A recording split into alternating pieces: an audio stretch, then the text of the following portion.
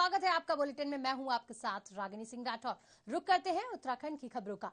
मौसम विभाग ने देहरादून समेत 3 जिलों में 14 अगस्त तक भारी बारिश का अलर्ट जारी किया है। बता दें, मौसम विभाग ने टिहरी, गढ़वाल, देहरादून और पौड़ी जिलों के लिए रेड अलर्ट जारी किया और चंपावत, नैनीताल, ऊधमपुर, सिंहनगर और के लिए ऑरेंज अलर्ट जारी किया, जबकि हरिद्वार, अल्मोड़ा, बागेश्वर समेत कई जिलों के लिए येलो अलर्ट जारी हुआ है। वहीं मौसम विभाग का कहना है कि पहाड़ी इलाकों में भूस्खलन और मैदानी इलाकों में बाढ़ जैसे हालात बन सकते हैं।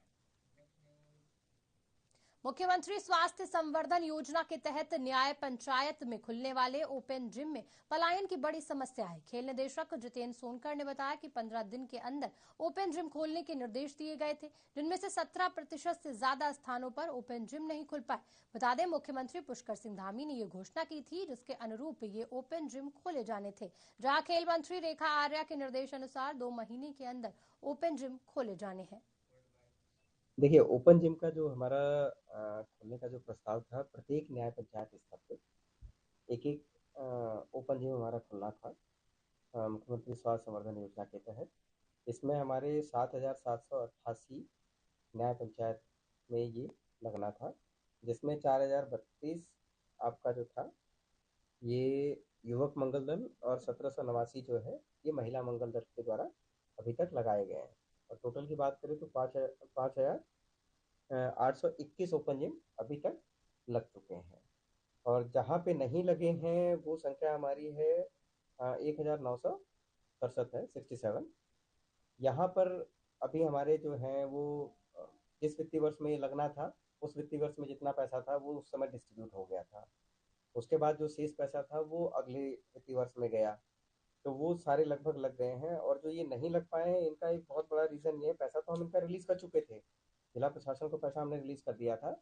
नहीं लगने का जो एक रिपोर्ट जो हमने मंगाई थी, उसका सबसे बड़ा रीज़न ये है कि वहाँ पर युवक मंगल दल और महिला मंगल दल की एक तो संख्या अप्रोप्रिएट नहीं है, प्लस वो एक्टिव भी नहीं है और जिम्मेदारी लेने को भी तैयार नहीं है, जिससे कि बहुत सारे युवक मंगल दल और महिला मंगल दल के तो बैंक खाते ही नहीं खुले हैं।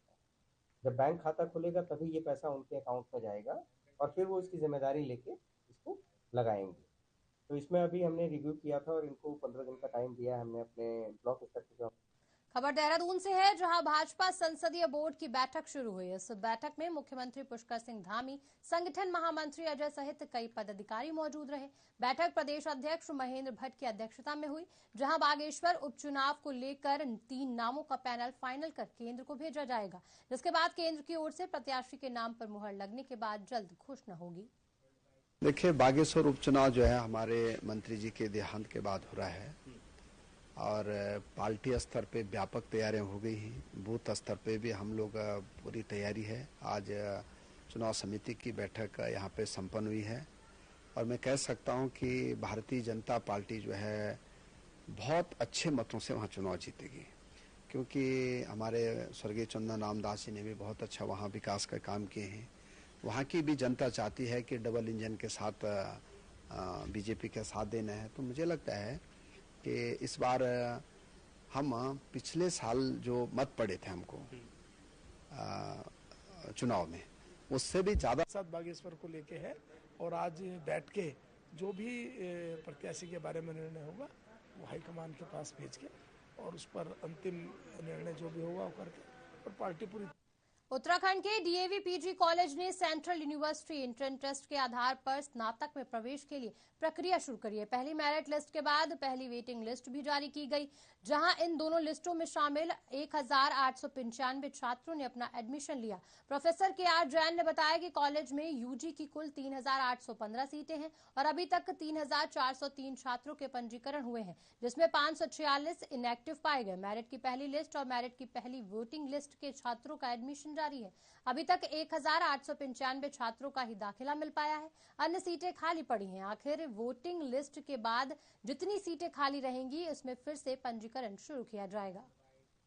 जैसे कि आप लोग जानते हैं कि डीएवी कॉलेज उत्तराखंड का सबसे बड़ा और सबसे पुराना कॉलेज है, जो कि एक मिनिमम फीस के ऊपर बच्चों को कैटर करता है, सपोर्ट करता है, गाइडेंस देता है और यहाँ के बच्चे हर जगह निकलते हैं। इस बार यूनिवर्सिटी का जो हमारे पास गाइडलाइंस आई है कि जो भी एडमिशन्स होंगे वो सेंट्रल कॉमन नहीं है, वर्ड कॉमन आप यूज़ करते हैं, central university examination test, CUT जिसे बोलते हैं। आप आके मेरे कॉमन यूनिवर्सिटी टेस्ट यूज़ करते हो, no, this is central university examination test के तहत एडमिशन होंगे। तो उसके तहत हमने रजिस्ट्रेशन स्टार्ट किए थे और हमारे पास लगभग 3,403 रजिस्ट्रेशन हुए थे, जिसमें से 546 इनएक्टिव थे। इनएक्टिव का मतलब ये होता है कि कुछ बच्चों ने 30 रुपये फीस के जमा नहीं किए, किसी ने डॉक्यूमेंट सबमिट नहीं किए, फॉर्म कंप्लीट नहीं किए। तो जो कंप्लीट फॉर्म हमारे पास आए वो 2,857 रजिस्टर्ड हुए हमारे पूरे, जो कि वैलिड पाए गए। उन वैलिड में से जो पहली लिस्ट हमने निकाली वो 2252 की निकाली थी, जिसमें एडमिशन आज भी चल रहे हैं। उसके बाद जो हमारे पास फर्स्ट वेटिंग लिस्ट थी वो हमने 605 बच्चों की निकाली, 605 बच्चों की, उसमें से भी एडमिशन हो रहे हैं। तो 2 लिस्ट हमारी चल रही है, एक तो मेन लिस्ट और एक फर्स्ट वेटिंग मेरिट लिस्ट।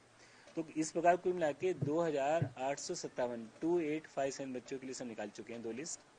उसमें से लगभग कल तक 1,895 बच्चे अपना रजिस्ट्रेशन ले चुके हैं और उसमें से लगभग 80% बच्चों ने। देहरादून में जैविक खेती और सेब की सघन बागवानी को लेकर 1 दिवसीय कृषक गोष्ठी का आयोजन किया गया। इस कार्यक्रम में प्रदेश भर के सैकड़ों किसानों ने हिस्सा लिया। इस गोष्ठी में किसानों ने अपनी समस्या और सुझाव कृषि मंत्री गणेश जोशी के सामने रखे। कृषि मंत्री गणेश जोशी ने कहा कि सरकार जल्द ही किसानों के लिए एक नई पॉलिसी लाने जा रही है। साथ ही सरकार जल्द किसानों के इन समस्याओं का निदान करेगी। दूर से आए किसानों ने कहा कि पहाड़ों में खेती के साथ सबसे बड़ी समस्या ट्रांसपोर्ट की है। ऊंचे पहाड़ों से मैदानी इलाकों तक अपनी फसल को पहुंचाना बेहद कठिन काम है। ये सी ग्रेड का जो दाम है हम पहले बढ़ा चुके थे, हिमाचल ने अब बढ़ाया है, लेकिन हम उसकी पूरी गति करने के लिए हम प्रोसेसिंग के क्षेत्र में जा रहे हैं, क्योंकि आज हमारे यहाँ प्रोसेसिंग प्लांट इतने नहीं है। मैंने अपने दोनों अधिकारियों से कहा है, सेक्रेटरी साहब से और डीजी साहब से, जब तक हम फूड प्रोसेसिंग में नहीं जाएंगे तब तक हम उस मुकाम पर नहीं पहुंच सकते हैं। अभी हमने कई बाहर के लोगों से बातचीत की है।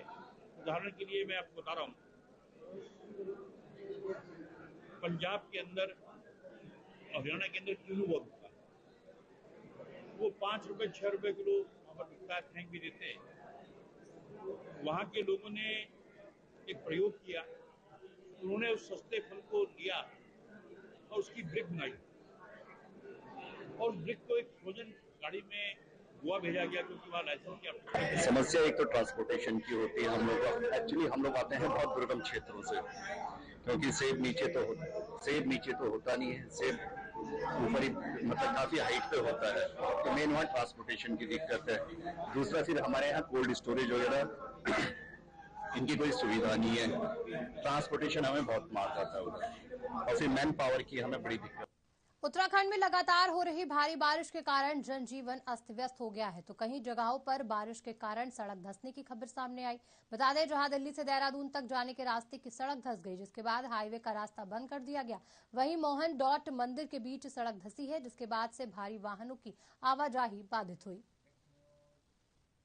ड्रग्स फ्री देवभूमि अभियान के तहत एसटीएफ को एक बड़ी कामयाबी हाथ लगी। उत्तराखंड यूपी बॉर्डर से ग्राम अवैध स्मैक के साथ Kumaon entry narcotics task force ने एक नशा तस्कर को गिरफ्तार किया। वहीं एसटीएफ ने बरामद ड्रग्स की कीमत 55 लाख की बताई।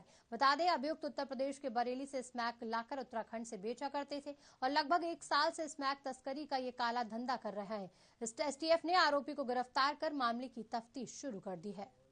देखिए, माननीय मुख्यमंत्री जी द्वारा ड्रग्स फ्री देवभूमि अभियान चलाया जा रहा है, जिसमें लगातार जो हमारी एएनटीएफ की टीम है वो जो नशे के बड़े सप्लायर्स हैं उनके विरुद्ध कार्रवाई करने में लगी हुई है। और उसी क्रम में हमारे को बड़ी सफलता हासिल हुई है, जिसमें कि एएनटीएफ कुमाऊं की टीम के द्वारा उत्तराखंड और यूपी के बॉर्डर से एक बड़े ड्रग तस्कर को पकड़ा है और जिसके कब्जे से 537 ग्राम स्मैक बरामद हुई है और जिसकी कीमत लगभग 55 लाख रुपए है। ये नियर अभी पास्ट में हमारी सबसे बड़ी ड्रग्स की रिकवरी है और इससे पूछताछ की गई कि किससे लेकर आया था और उस व्यक्ति को भी मुलजिम बनाया गया है। आगे क्योंकि ये कमर्शियल क्वांटिटी में पकड़ा गया है तो इसमें फाइनेंशियल इन्वेस्टिगेशन भी की जाएगी और जो भी इनकी प्रॉपर्टीज़ हैं, जो भी इन्होंने अवैध जो देहरादून में कांवड़ियों पर जानलेवा हमला करने वालों पर पुलिस ने कार्रवाई की है। पूरा मामला देहरादून के विकास नगर का है, जहां कुछ समय पहले विशेष समुदाय के लोगों ने पहलवान रशीद के नेतृत्व में कांवड़ियों पर जानलेवा हमला बोल दिया था। वहीं आरोपियों को पकड़ने के लिए अलग अलग टीमें गठित की गई, जहां पुलिस ने तत्काल करते हुए मुख्य आरोपी रशीद पहलवान सहित 6 आरोपियों को गिरफ्तार किया है और आगे की कार्रवाई में जुट गई।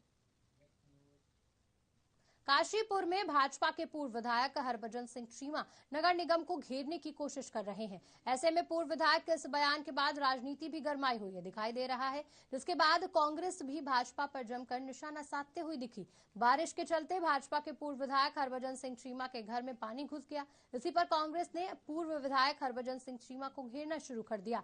कांग्रेस के प्रदेश प्रवक्ता शेख अब्दुल अजीज कुरैशी ने पूर्व विधायक हरभजन सिंह चीमा पर तंज कसते हुए कहा कि पूर्व विधायक के घर पर पानी घुसना एक साजिश है।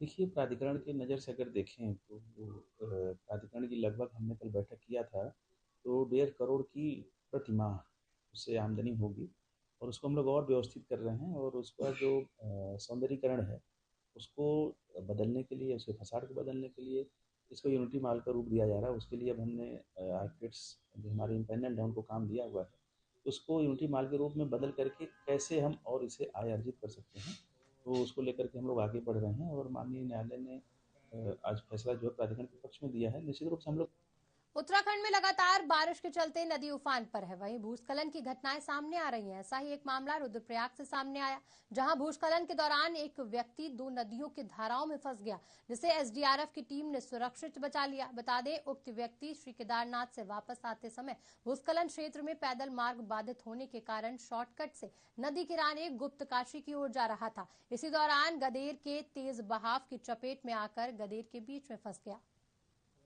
बच्चे स्कूल नहीं जा पा रहे और पानी की बदबू से बीमारी फैल रही है।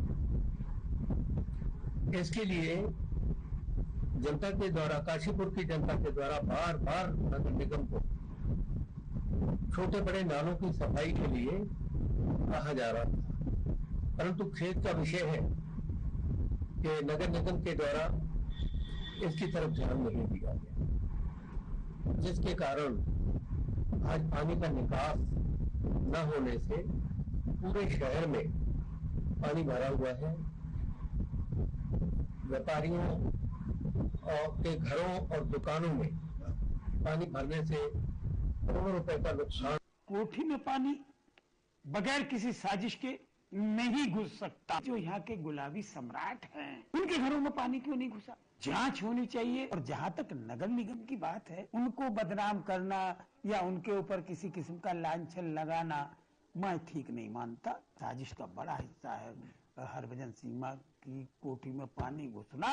मैं इसकी मांग करूंगा शासन से और प्रशासन से कि इसकी गंभीरता से जांच कराई। माननीय पूर्व विधायक जी, मैं आपसे ये कहना चाहती हूँ कि आज जब आपके घर के अंदर जल भराव होता है तो आज आप इतने बौखला गए, जहाँ बस्तियां कई दिन तक पानी में डूबी रहती हैं, व्यापारियों को लाखों का नुकसान होता है।